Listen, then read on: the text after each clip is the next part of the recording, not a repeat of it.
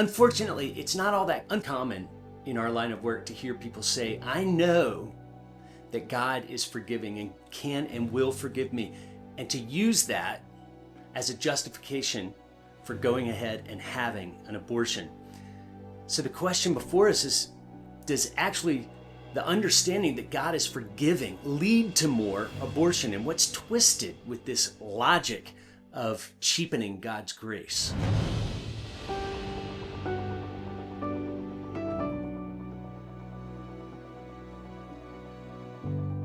Hey Mark, it's good to be with you again.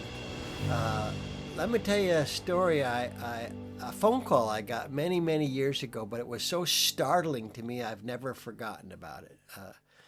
A woman called me on the phone that I had talked to in person, her and her boyfriend before. And she called me and she said, Pastor John, I want you to pray for me and ask God to forgive me for what I'm about to do. Nobody's ever asked me that question before. And I knew that she was planning at that moment to go and abort her unborn baby. So it was quite an amazing phone call, and it raises the whole question, does the offer of God's forgiveness actually cause more abortion? And in her mind, she was planning to intentionally kill her innocent baby by relying on the fact that God is a God of grace, of mercy, of forgiveness. Mm-hmm.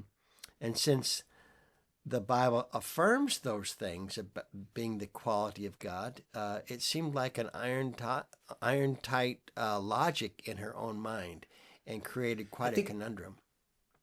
We see that. We see that in our culture, especially I think in the pro-life movement. It's uncovered this idea that God is exactly as you just described him. He's full of grace and mercy and compassion. And I think a lot of times people use that to say, if I were God, this is the kind of compassion that I would show. I would forgive people without regard for what they had done. So really what we're talking about applies more broadly. It doesn't apply just to abortion. It applies to all areas of sin or potential sin that you might be thinking of intentionally committing. And it turns the grace of God, which is such a precious gift that is, you just can't measure what it means to deserve not to be shown grace and to be shown grace. It's just a precious and a beautiful thing. And it cheapens the whole idea to say, well, I know God will forgive me, so I'm going to act in a way that is directly contrary to what he told me to act like, and then go back and rely on his mercy and his forgiveness. I read Dietrich Bonhoeffer's discipleship book. Remind me the name of the discipleship book. The Cost of Discipleship. I read last year. And in that, he talks about this concept of cheap grace. Taking what this biblical understanding that God is merciful and compassionate and just reduces it to utter worthlessness by saying, well, if God is compassionate, then I have license to act any way I want. And he's obligated to show his compassion and his mercy and his forgiveness to me. And that's exactly what Paul was addressing in Romans chapter 6 when he asked the question, should we sin all the more so that grace may abound, so that grace may increase? The idea that, gosh, if I sin more, I show off God's forgiveness all the more, and it's even more glorifying to him. It's just a convolution of what God intended. Yeah, that's right. It's a great example about how you can even take biblical gold nuggets and twist them and turn them into things that are horrifying and ugly. In the context of abortion, I've heard it the most often. If God is glorified in being a God who forgives, then we should sin all the more so that God can forgive more and therefore be more glorified in his kindness and mercy. And that's That's where the Bible calls that the deceitfulness of sin. It's taking something that's true and beautiful and turning it into something ugly. I think of another example. God has created sexual intimacy as a gift for married couples, male and female. And yet, typically, we try to say, yeah, sex is a gift of God, and therefore we're going to use it and abuse it. Since it's a gift of God, we can do anything we want with it. And it's just, again, turning love and intimacy in marriage into lust and a license for predatory behavior. So yeah, it's the deceitfulness of sin is to take something that's so beautiful, like you say, and just twist it just enough that it becomes self-serving, but is no longer what God intended. And the question for us today is, does this idea that God is forgiveness and merciful, does it actually cause more abortions in our society? I think in some ways the answer really is yes, it does.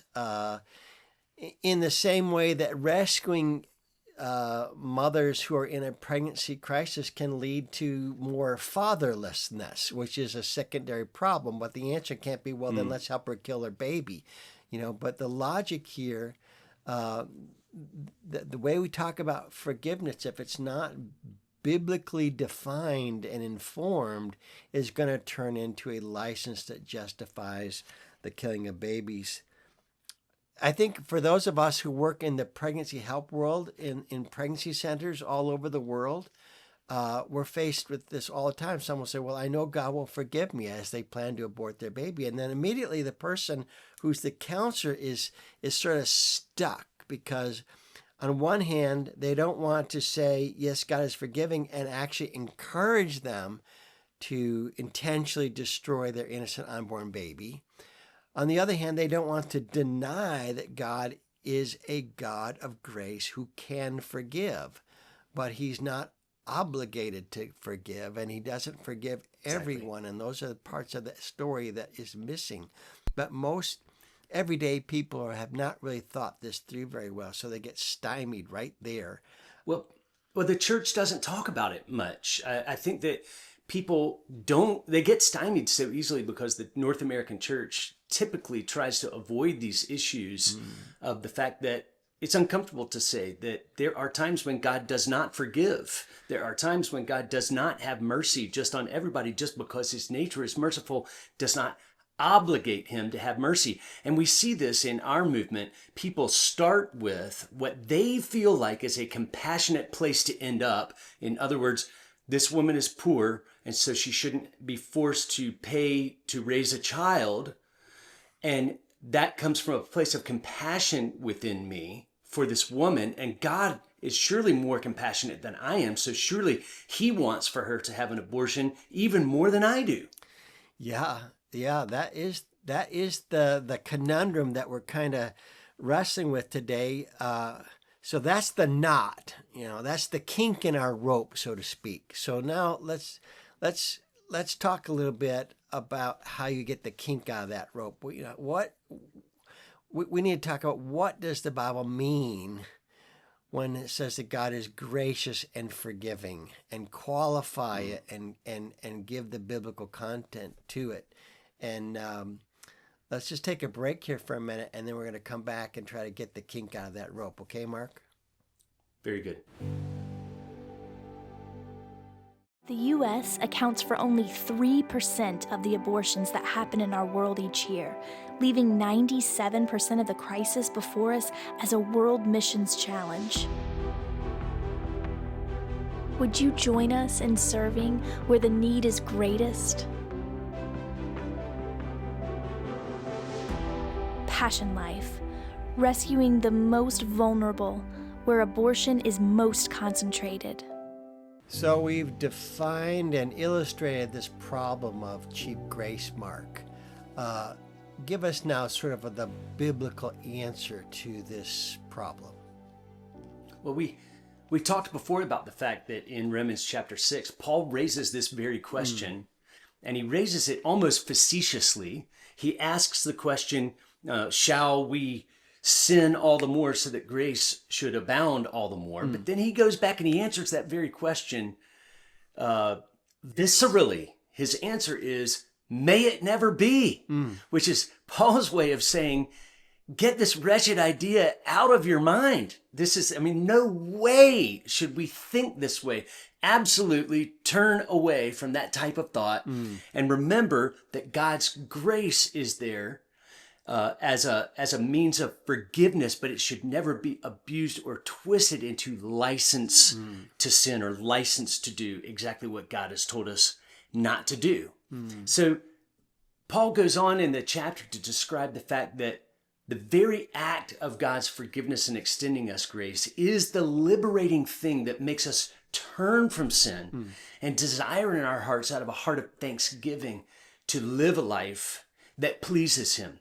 It really is the power to resist the temptation to do the things that gratify the flesh and destroy us. See, sin has this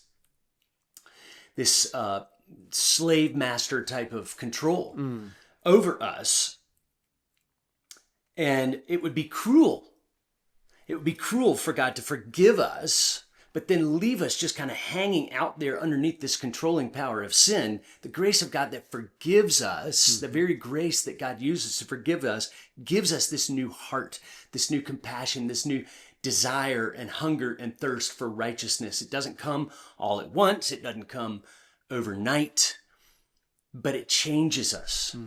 It changes us through the power of sanctification to begin to resist temptation and to desire the things for God's sake that God desires for us.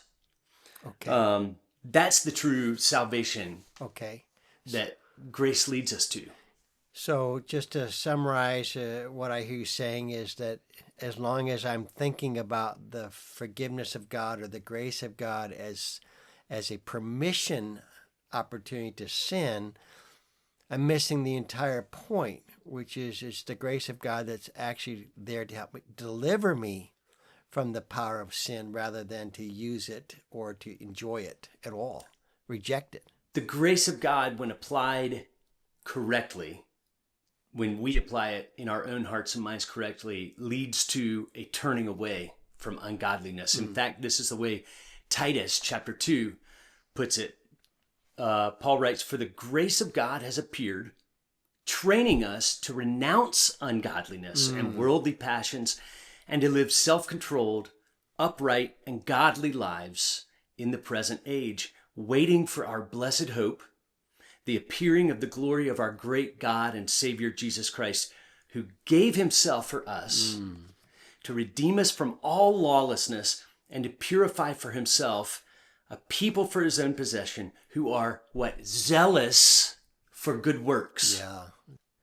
That's a passage of scripture that should be on my refrigerator, I think, because it really, it's a beautiful thing. The grace of God that leads to salvation, meaning if you're seeing grace in any other way, it's probably not saving grace. It's cheap grace.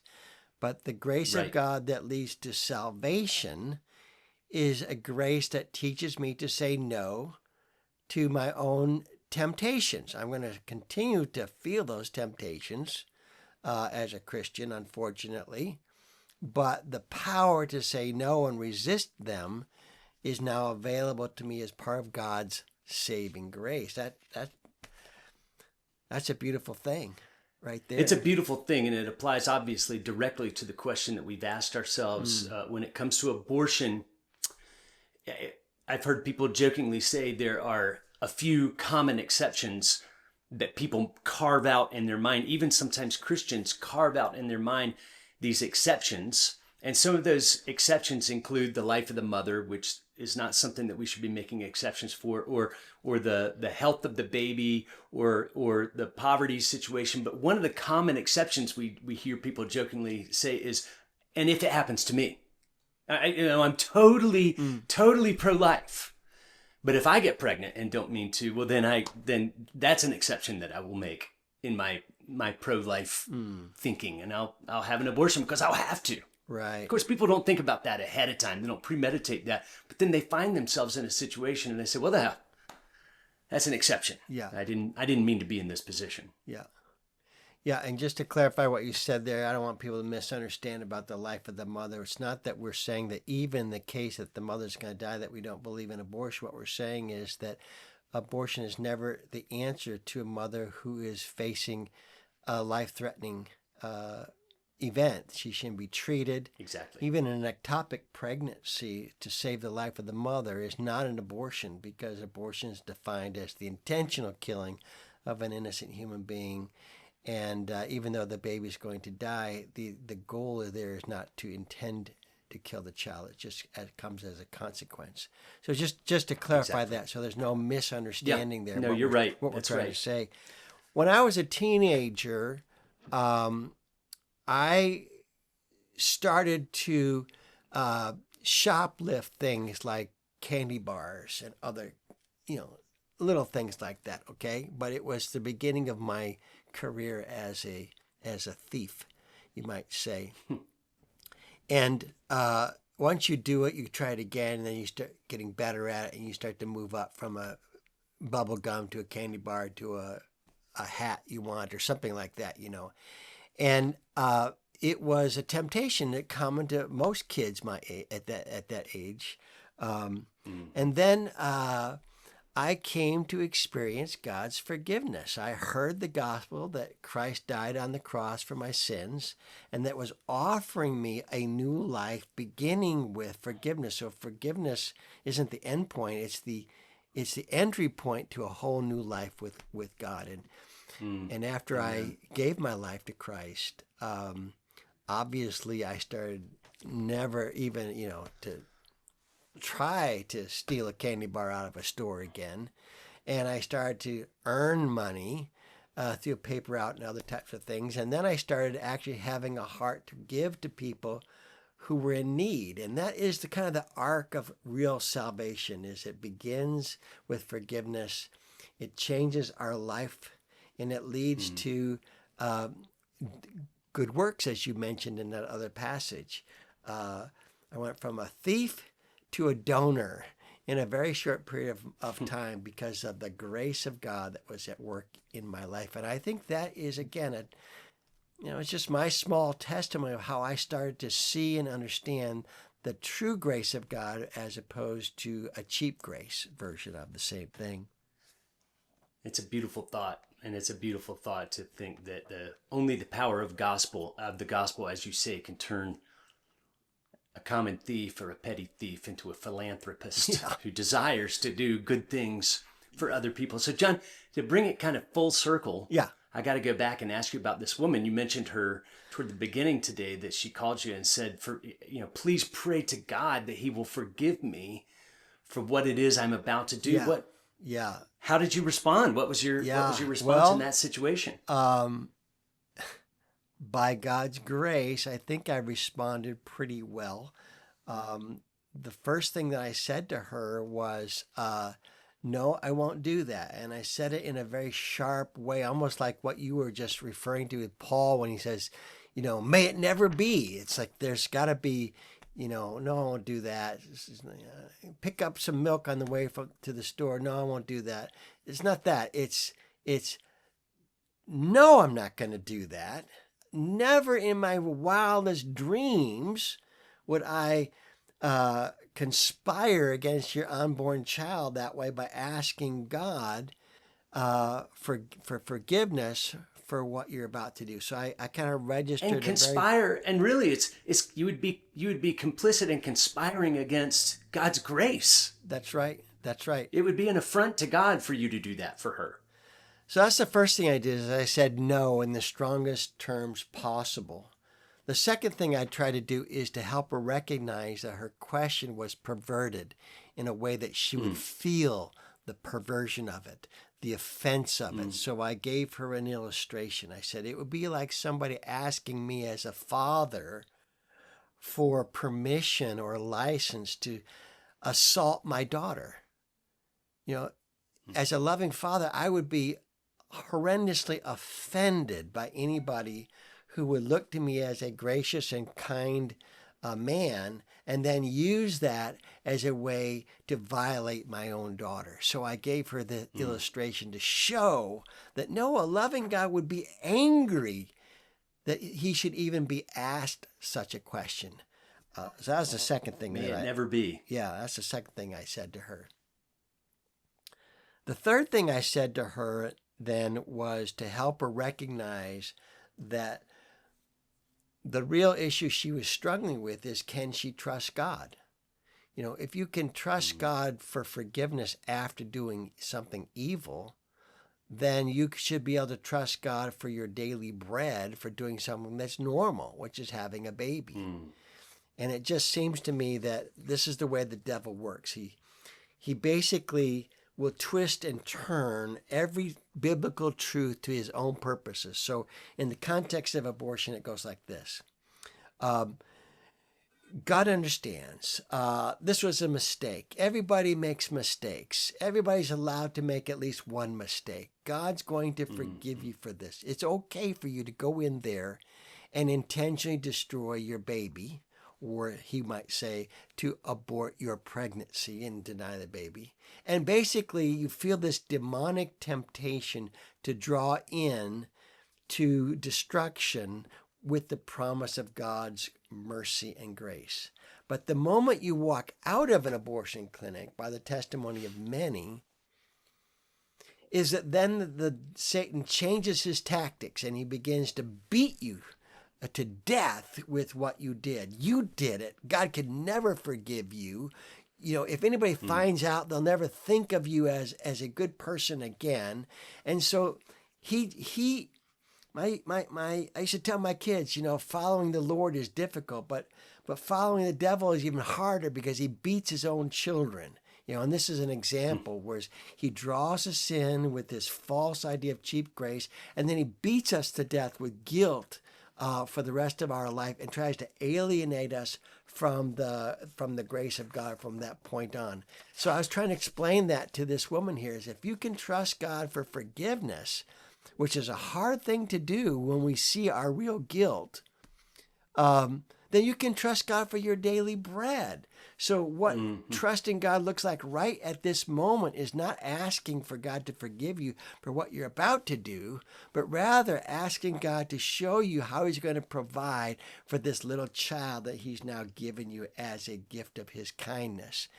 And so that was the third thing I told her. And then the fourth thing I did, and I just made it very personal. I said, why don't you and your husband or your boyfriend, I can't remember what it was, come down and see me right now. Don't get in the car and go to the abortion clinic. Come back down here and see me. And let's see if once again we can clarify, is this an unborn child? Yes. Then it's wrong to kill it? Yes. Then how am I going to solve my needs? Well, that's a practical issue. And we're going to work together to help you solve some of the practical problems so that when your baby arrives, you are feeling the grace of God in his daily provision for your life, which is going to make you able to trust God for other things, you know, getting married, walking in his ways, you know, just taking up the Bible and just experiencing all that God has for you in the cross of Jesus Christ. So if you can trust him in a little thing, that will teach you to trust him for even the bigger things of our life. So these are some of the ways that we conversed about it. Well, what happened? Did she? Oh yeah. Did she keep the baby? They came down. She came back and talked to you? They came down, and you know, the fact of the matter is, I think they ended up calling me as an act of desperation anyway. I see. Yeah, I know. But yeah, they came down, and we saved that baby, and we began to help them, you know, show them in the Bible that God can be trusted for our daily bread. They can learn how to pray. They can learn how to read the scriptures. They can learn how to commit themselves to him. They can learn how to build a good marriage. And we just started the process of salvation and what the Bible calls sanctification, you know, growing in the Lord from that point on. One of the beautiful byproducts of being involved in pro-life ministry is you get to hear stories like that, these stories of redemption. And again, that's a gospel-oriented story where someone was changed from evil thinking and came around by the power of the Holy Spirit to do the right thing. Yeah. And we have a beautiful picture of that with our co-laborer and staff member, Jeannie Pernia, who has just such an amazing story, but she's actually written out. This is a shortened version of her story. She actually has a full-length book about her story, but the title of this one is Conquered by Grace. It says, How God Redeemed Me and Turned My Abortion Business into a Pregnancy Help Clinic. Yeah. So that right there tells you you're about to hear a very powerful story. And we have it in English, and we have it in Spanish. Both of these resources are available as free downloads on the PassionLife website. So you can go to the PassionLife website and download either one of these under the resources and the read more section of our website. You're going to want to hear the story, John. Yeah. Tell us a little bit of the story. Just to wet your whistle a little bit, Jeannie got involved with the abortion business with her mother when she was just a late teenager, early 20s, ended up getting pregnant at that abortion clinic, having an abortion at her own abortion clinic, suffering some of the consequences of that with depression and struggles with alcohol and drugs, kind of medicating that pain. Later came to know the Lord. And again, it's not forgiveness as a license to do evil. It's forgiveness as a deliverance from evil. And that's why the building, her abortion business, becomes a pregnancy help clinic, is sort of a metaphor for her whole life of how God converted her from one end of the spectrum to the other, just like I was talking about,